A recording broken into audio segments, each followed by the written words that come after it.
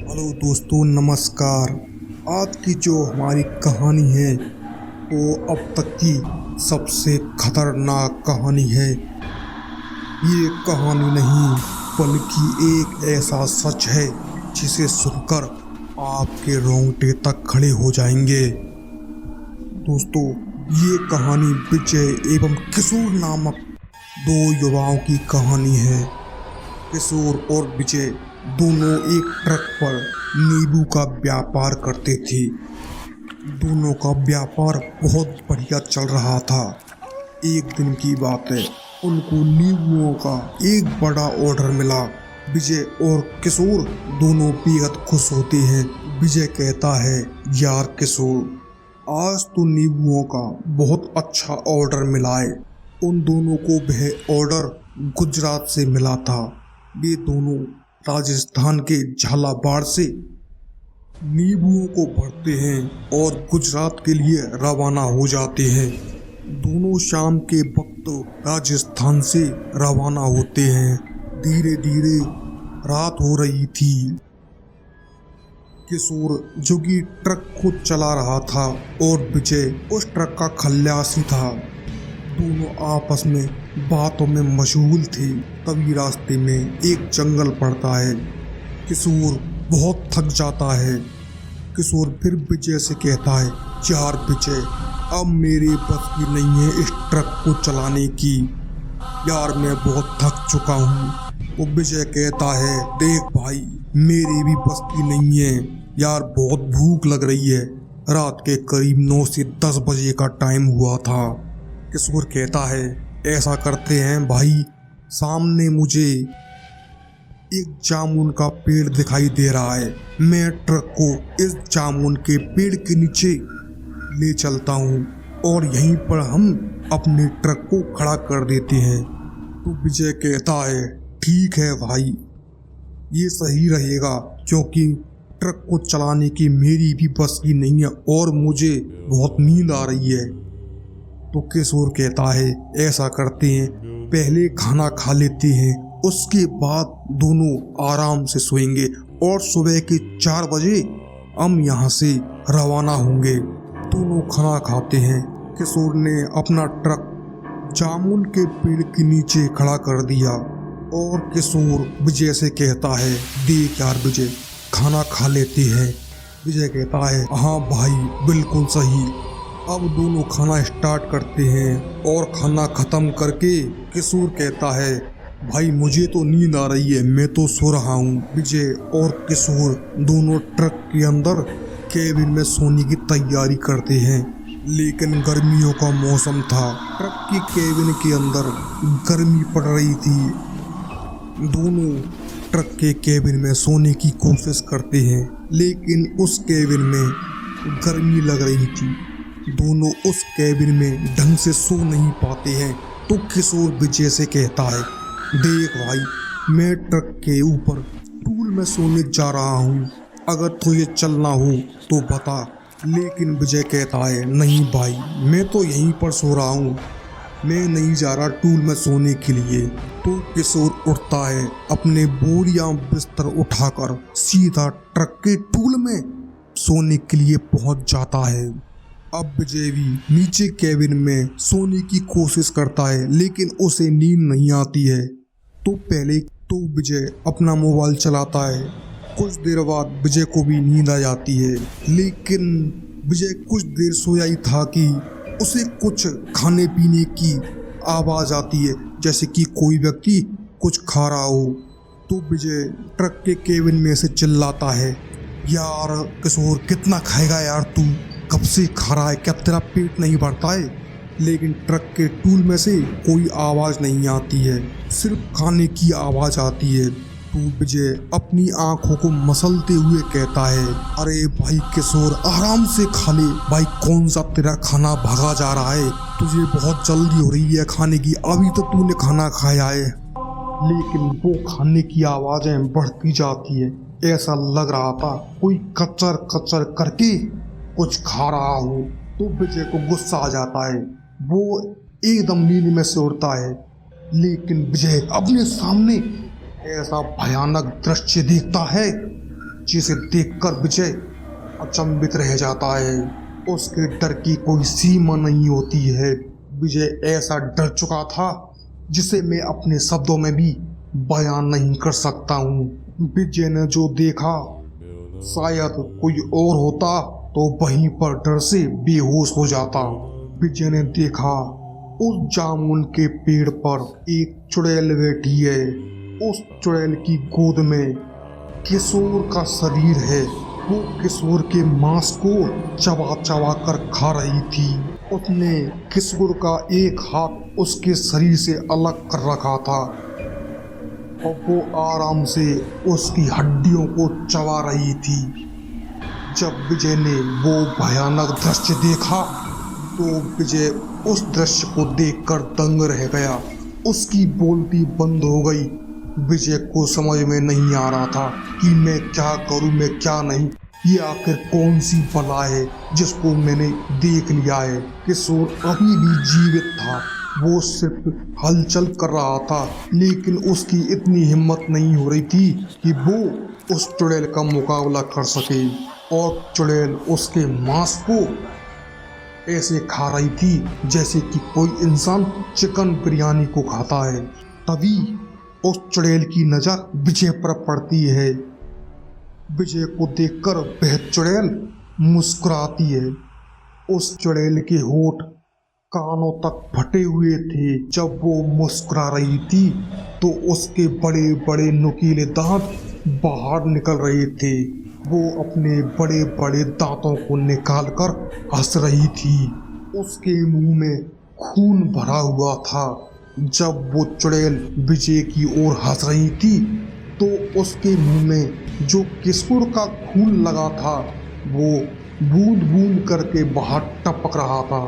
तभी वो चुड़ैल अपना एक पंजा ऊपर उठाती है।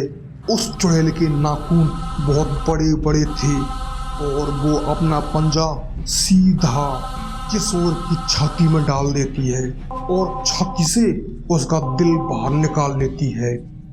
इसी के साथ तड़पते हुए किशोर अपनी मृत्यु को गले लगा लेता है। किशोर की वहीं पर मौत हो जाती है और वो चुड़ैल मुस्कुराते हुए अपना बड़ा सा मुंह फाड़कर किशोर के सीने को कच्च कच्च कच्च करके खा जाती है। वो दृश्य देखने में एकदम भयानक लग रहा था। मंजर बेहद खतरनाक था। उस मंजर को देखकर विजय की एक चीख निकल जाती है। तभी वो चुड़ैल उस जामुन के पेड़ से छलांग लगाती है और सीधा ट्रक के बोनट पर खड़ी हो जाती है और अपने पंजे को दिखाते हुए कहती है, कहाँ बच कर जाएगा तू?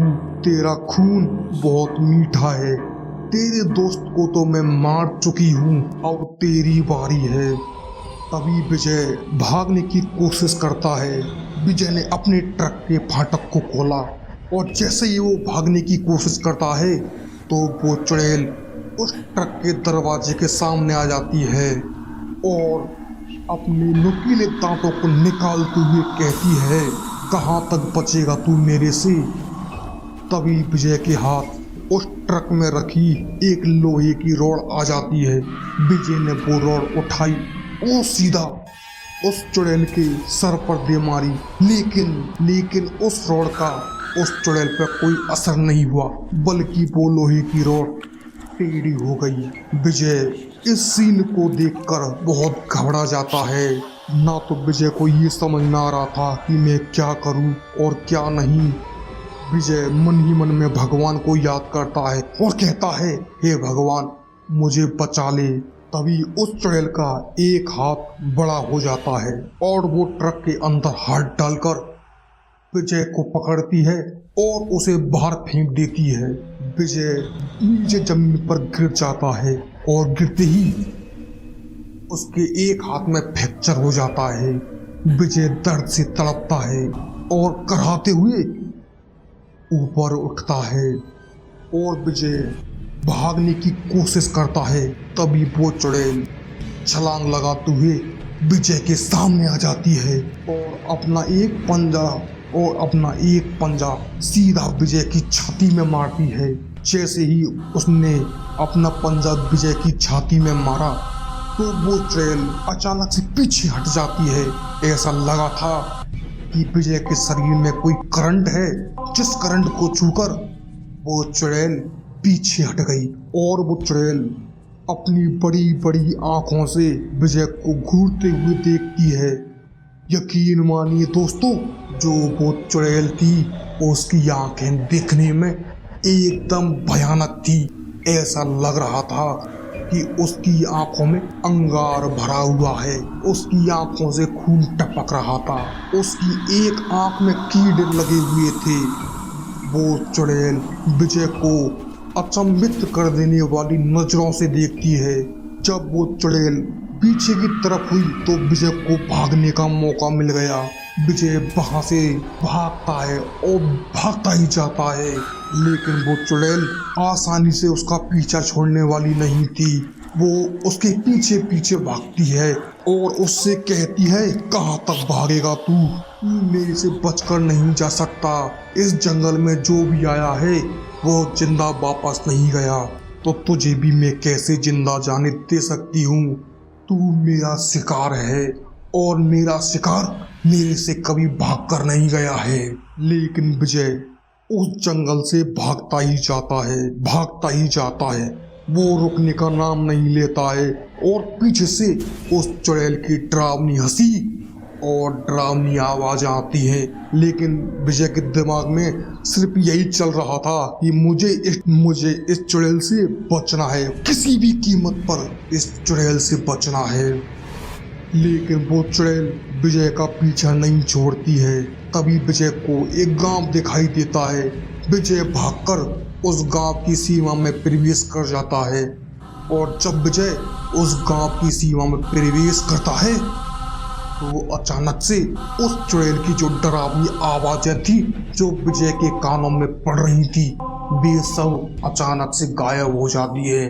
तो विजय पीछे मुड़कर देखता है तो वो देखता है गांव की सीमा पर जहां जंगल समाप्त हो रहा था वहां पर वो चुड़ैल खड़ी है। लेकिन उस चुड़ैल की हिम्मत नहीं हो रही थी कि वो उस गांव की सीमा में प्रवेश कर सके। डायन विजय को सिर्फ दूर से घूर घूर कर देख रही थी और उसे अपने नुकीले दांतों से अपनी ओर इशारा करके बुला रही थी। विजय गांव में पहुंचकर एक राहत की सांस तो लेता है, लेकिन विजय वहीं पर बेहोश हो जाता है। जब विजय को सुबह होश आता है तो वो देखता है कि उसके आसपास गांव के लोग बैठे हैं। विजय के होश में आते ही वे गांव वाले विजय को पानी पिलाते हैं और विजय से पूछते हैं, कौन हो भाई और इतनी रात में इस गांव में क्या करने आए थे। तो विजय कहता है, मैं नींबुओं का व्यापारी हूँ।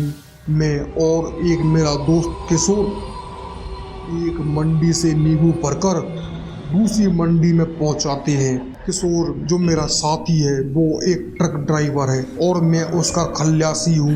उन बातों को बताता है जो उसके साथ रात में घटित हुई थी और बताते बताते रोने लग जाता है। विजय कहता है, मुझे नींबुओं का एक बड़ा ऑर्डर मिला था, मैं उसको पहुंचाने जा रहा था। रास्ते में एक चुड़ैल ने मेरे साथी किशोर को मार डाला। तो गांव वाले कहते हैं, तू भाग्यशाली है जो तू बच गया, वरना उस जंगल में जो भी गया है वो कभी वापस लौट कर नहीं आया। उस जंगल में जामुन के पेड़ पर एक चुड़ैल रहती है, वो लोगों को अपना शिकार बनाती है। तभी एक गांव वाला विजय के गले को देखते हुए कहता है, तुम्हारे गले में ये तांती किसकी बंधी है। तो विजय कहता है, ये हमारे भूमिया बाबा की तांती है जो मेरी माँ ने बांधी है। तो गांव वाले कहते हैं, इसी वजह से तू बच गया क्योंकि भूमिया बाबा ने तेरी रक्षा की। तो विजय ने पूछा, वो चुड़ैल कौन है और लोगों को क्यों मारती है।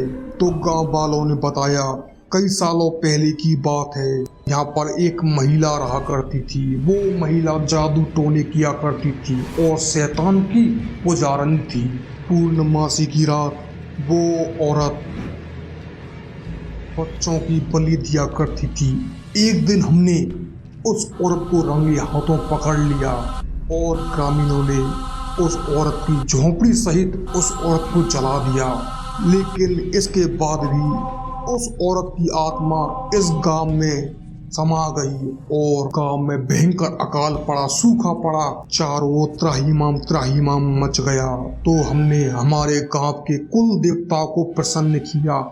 उसने उस चुड़ैल को इस गांव से बाहर निकाल दिया और गांव में एक सीमा बना दी। लेकिन वो चुड़ैल जंगल में पहुंच गई और उस चुड़ैल ने उस जंगल को और वहां पर एक जामुन का पेड़ है उसको अपना निवास बना लिया। तब से वो चुड़ैल उसी जंगल में रहती है और उस जंगल में कोई भी मुसाफिर या कोई भी आदमी जाता है तो वो उसको कच्चा खा जाती है। उस जंगल को उस चुड़ैल ने अपना निवास स्थान बना रखा है। हमारे कुल देवता की वजह से वो चुड़ैल हमारे गांव में प्रवेश नहीं कर सकती। जिस दिन उस चुड़ैल ने हमारे गांव में प्रवेश किया उसी दिन उस चुड़ैल की मौत निश्चित है, वो जलकर राख हो जाएगी। तो विजय ने बताया मेरा ट्रक उसी जंगल में है। वो गांव वाले कहते हैं आप चिंता मत कीजिए, वो चुड़ैल सिर्फ रात को ही हमला कर सकती है, उसकी शक्तियां दिन में बेकार हैं। इसलिए कुछ गांव वाले विजय के साथ में जाते हैं और उसके ट्रक को सही सलामत गांव में ले आते हैं। इसके बाद विजय उस ट्रक को चलाकर अपनी मंजिल पर पहुंच जाता है।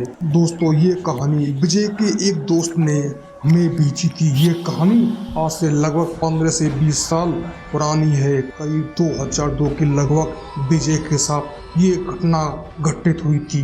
मैं इतनी अच्छी कहानी लेकर आता हूँ, कम से कम लाइक कमेंट शेयर तो कर दिया करो यार, कर दिया करो।